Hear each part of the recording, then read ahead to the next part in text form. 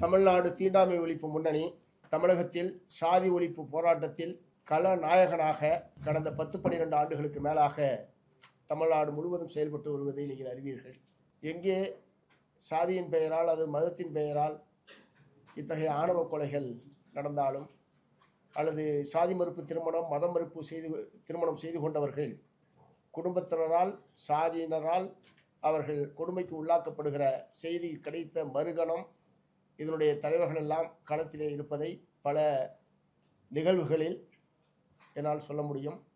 இங்கே 2 பாதிக்கப்பட்டவர்கள், அவர் திலீப் குமார் உசிலம்பட்டி, விமலாதேவி அவருடைய துணைவியார் சாதி மறுப்பு திருமணம் செய்து கொண்டதற்காக படுகொலை செய்யப்பட்டவர். அவர் தொடுத்த வழக்கிலே தான் சென்னை உயர்நீதிமன்றம் இந்த மாதிரியான பாதிக்கப்படக்கூடியவர்களுக்கு தமிழ்நாடு அரசாங்கம் என்னென்ன மாதிரியான முன்னெச்சரிக்கை நடவடிக்கைகளை மேற்கொள்ள வேண்டும் என்பதற்கான ஒரு மிகச்சிறந்த தீர்ப்பை ஏற்கனவே சென்னை உயர்நீதிமன்றம் வழங்கியிருக்கிறது. ஆனால் அந்த பரிந்துரைகள் எதுவும் இங்கே தமிழ்நாடு அரசாங்கத்தால் நடைமுறைப்படுத்தப்படவில்லை என்கிற சோகமான செய்தியையும் நான் இங்கே சொல்ல விரும்புகிறேன். அதே மாதிரி அனுஷியா கிருஷ்ணகிரி மாவட்டம் தன்னுடைய இணையர் அவருடைய பெற்றோராலேயே வெட்டி படுகொலை செய்யப்பட்டு தீண்டாமை ஒழிப்பு முன்னணியுடைய உதவியோடு மார்க்சிஸ்ட் கம்யூனிஸ்ட் கட்சியினுடைய வழக்கறிஞர்களுடைய உதவியோடு இன்றைக்கு அந்த குற்றவாளிகளுக்கு ஒரு கடும் தண்டனை என்பது பெற்றுத்தரப்பட்டிருக்கிறது. ஆகவே நேரடியாக இதில் இந்த கௌரவம் என்கிற பெயரில் கொலை செய்யப்பட்ட பாதிக்கப்பட்ட அந்த இருவரும் நம் கண்முன் சாட்சியாக இங்கே நின்று கொண்டிருக்கிறார்கள். இதனுடைய நோக்கம் ஏற்கனவே நீண்ட காலமாக மார்க்சிஸ்ட் கம்யூனிஸ்ட் கட்சியும் தமிழ்நாடு தீண்டாமை ஒழிப்பு முன்னணியும் கௌரவ கொலைகளை தடுப்பதற்கு, சாதி ஆணவ கொலைகளை தடுப்பதற்கு தனிச்சட்டம் வேண்டும் என்பதற்கான கோரிக்கையை நீண்ட காலமாக நாங்கள் வற்புறுத்தி வருகிறோம். அதிமுக ஆட்சி காலத்திலும் வற்புறுத்தியிருக்கிறோம், திமுக ஆட்சி காலத்திலும் வற்புறுத்தியிருக்கிறோம். அந்த மாதிரியான ஒரு சட்டமே, ஏனென்றால் அதிமுக ஆட்சி காலத்தில் அப்படி ஒரு சட்டமே தேவையில்லை. ஏன் தேவையில்லை என்று சொன்னால், இங்கே ஆணவ கொலைகள் என்பதே நடப்பதில்லை என்றுதான் திரு ஓ பன்னீர்செல்வம் அவர்கள் சட்டமன்றத்திலே குறிப்பிட்டார்கள். ஏனென்றால் ஆணவ கொலை என்று எஃப்ஐஆரில் எங்கேயும் குறிப்பிடப்படுவதில்லை. அதனால் எங்கேயுமே வழக்கு அந்த மாதிரி பதிவு செய்யாதனால அப்படி ஒரு கொலையை, அப்படி ஒரு குற்றமே நிகழவில்லை என்று சட்டமன்றத்திலேயே ஓ பன்னீர்செல்வம் அவர்கள் அன்றைக்கு அதிமுக ஆட்சி காலத்தில் சட்டமன்றத்தில் பதிலளித்தார். அதற்கு பிறகு திமுக ஆட்சிக்கு வந்ததற்கு பிறகு நாங்கள் இத்தகைய சட்டத்தை தொடர்ந்து வற்புறுத்தி வந்தோம். ஆனால் திமுகவினுடைய அமைச்சர்கள் பலரும் ஏற்கனவே இருக்கிற குற்றவியல் சட்டங்களே போதுமானது, அதிலேயே எல்லாருக்கும் தண்டனை பெற்றுத்தர முடியும், எதற்காக தனிச்சட்டம் என்கிற வாதங்களைத்தான் அவர்கள் தொடர்ந்து எங்களோடு பேசிக் கொண்டிருந்தார்கள்.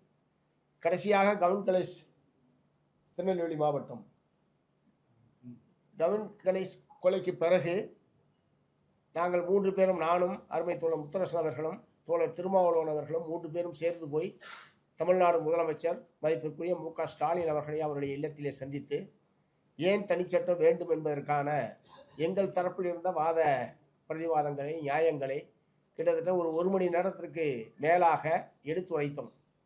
அவர் வழக்கறிஞர்களிடம் கலந்து பேசுகிறேன் என்று சொன்னார். அமைச்சர்கள் பலரும் இருந்தார்கள். இருந்தாலும் அன்றைக்கு இந்த தனிச்சட்டம் வேண்டும் என்பதற்கான நியாயத்தை அவர் ஏற்றுக்கொண்டார். அதற்கு முன்பாக இப்படி ஒரு சட்டமே தேவையில்லை, இருக்கிற குற்றவியல் சட்டங்களே, கிரிமினல் சட்டங்களே போதுமானது என்று சொல்லிக் கொண்டிருந்த திமுக அரசாங்கம் எங்களுடைய 3 பேரும் சேர்ந்து போய் நாங்கள் சந்தித்ததை ஒட்டி நாங்கள் வைத்த வாதங்களை எல்லாம் ஏற்று ஒரு தனி சட்டம் தேவை என்கிற முடிவுக்கு அவர்கள் வந்தார்கள். ஆனால் அது தனிச்சட்டம் நேரடியாக அது சட்டமன்றத்தில் நிறைவேற்றப்படுவதற்கு பதிலாக நீதிபதி KN பாஷா அவர்கள் தலைமையில் ஒரு ஆணையம் என்பது இந்த சட்டத்தை உருவாக்குவதற்கென்று அமைக்கப்படுவதாக முதலமைச்சர் அவர்கள் அறிவித்தார்கள். இப்போது நீதிபதி KN பாஷா ஆணையம் என்பது செயல்பட்டு கொண்டிருக்கிறது. ஏற்கனவே அந்த பாஷா ஆணையத்திற்கு முன்பாக தீண்டாமை ஒழிப்பு முன்னணி, மார்க்சிஸ்ட் கம்யூனிஸ்ட் கட்சி, இன்னும் பல்வேறு அமைப்புகளை சார்ந்தவர்களும் அவர் உருவாக்குற அந்த சட்டங்களில் என்னென்ன அம்சங்கள்லாம் இடம்பெற வேண்டும் என்பது சம்பந்தமாக விரிவான மனுக்களை நாங்கள் நேரடியாக நீதிபதி அவர்களிடம் சமர்ப்பித்திருக்கிறோம். ஆகவே இந்த நிகழ்வின் வாயிலாக நான் அரசையும் நீதிபதி KN பாஷா அவர்களையும் வற்புறுத்த விரும்புவது, ஏனென்றால் அன்றாடம் இத்தகைய ஆணவ கொலைகள் என்பது நடந்து கொண்டே இருக்கிறது.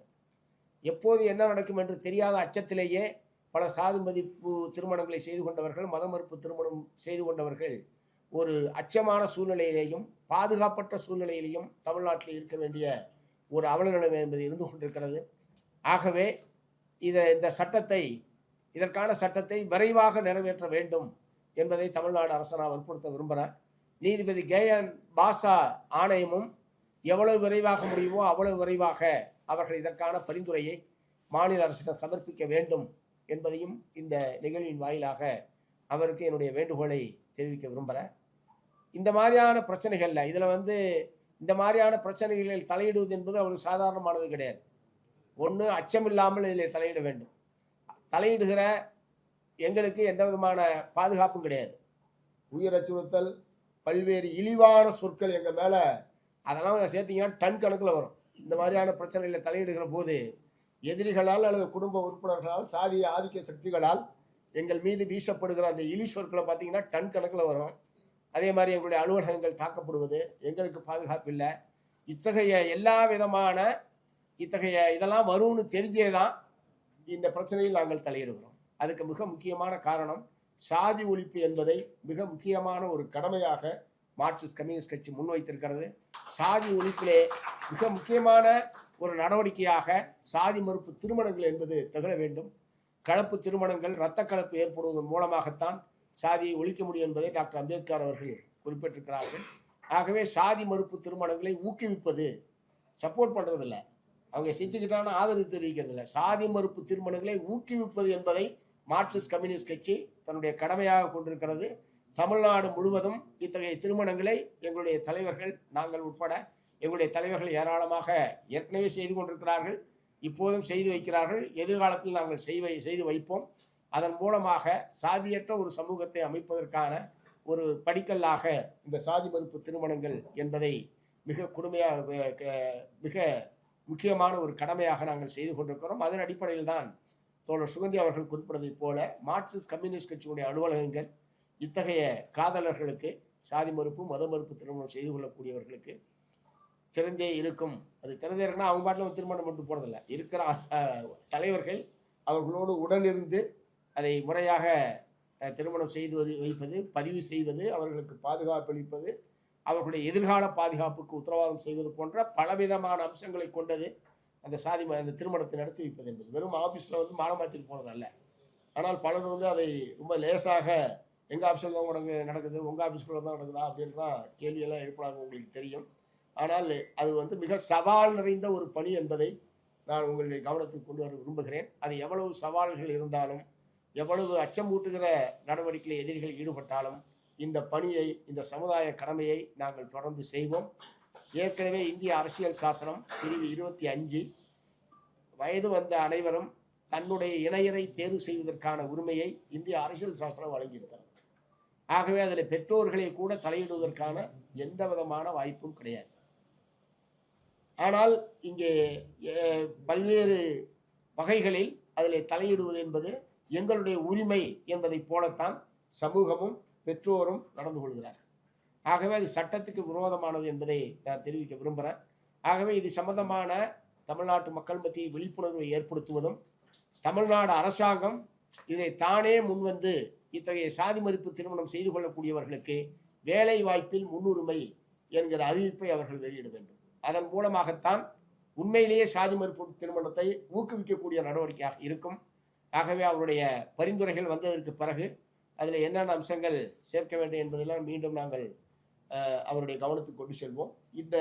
இன்றைக்கு வெளியிடப்பட்டிருக்கிற இந்த சட்ட மசோதா, இணைய தேர்வு உரிமை நிலைநாட்டுதல் மற்றும் கௌரவம் என்ற பெயரிலான கொலைகள் குற்றங்கள் தடுப்பு பாதுகாப்பு மற்றும் மறுவாழ்வு மசோதா 2026, இதில் அதாவது பலவிதமான கோணங்களில் உண்மையிலேயே ஒரு 10-12 ஆண்டு காலத்தினுடைய அனுபவம் அனைத்தும் இந்த 50-60 பக்கத்துக்குள்ளே இருக்கிறது. நாங்கள் இந்த பிரச்சனையில் தலையிடுகிற போது என்னென்ன மாதிரியான சிரமங்களை எல்லாம் எதிர்கொண்டிருக்கிறோம், அதற்கு சட்ட ரீதியாக அரசும் நீதிமன்றங்களும் காவல்துறையும் என்னென்ன மாதிரியான பாதுகாப்பான முறையில் அவர்கள் செயல்பட வேண்டும் என்பதை விளக்கக்கூடிய வகையில் பல்வேறு கோணங்களில் நம்முடைய வழக்கறிஞர்களுடைய உதவியோடு மிகச்சிறப்பான முறையில் இந்த மசோதா என்பது தயாரிக்கப்பட்டிருக்கிறது. இந்த மசோதாவை நீதிபதி கேஎன் பாஷா ஆணையத்திடம் நம்முடைய தலைவர்கள் சென்று கொடுப்பார்கள். இதை பார்த்துட்டு இன்னும் ஏதாவது 1-2 சேர்க்க வேண்டியிருக்கலாமே தவிர பெருசாக ஒன்றும் அவருக்கு சிரமம் இருக்காது. இருந்தாலும் அவர் ஆணையம் என்கிற முறையில் பலரும் அவரை அணுகி ஏற்கனவே ஆலோசனைகளை வழங்கியிருக்கிறார்கள். அதுக்கு உதவி செய்யக்கூடிய வகையில் இந்த சட்ட மசோதாவை தீண்டாமை தமிழ்நாடு தீண்டாமை ஒழிப்பு முன்னணி மிகுந்த சிரமப்பட்டு தயாரித்திருக்கிறார்கள். இதை ஆணையத்திடமும் கொடுப்போம், மக்களிடமும் இத்தகைய ஒரு சட்டம் ஏன் வர வேண்டியது அவசியம் என்ன, ஏன் இந்த மாதிரியான சட்டத்தை நாம் கோருகிறோம் என்பதற்கான பிரச்சாரத்திற்காகவும் இந்த சட்ட நகல் என்பது பயன்படுத்தப்படும் என்பதை தெரிவித்துக் கொள்கிறேன்.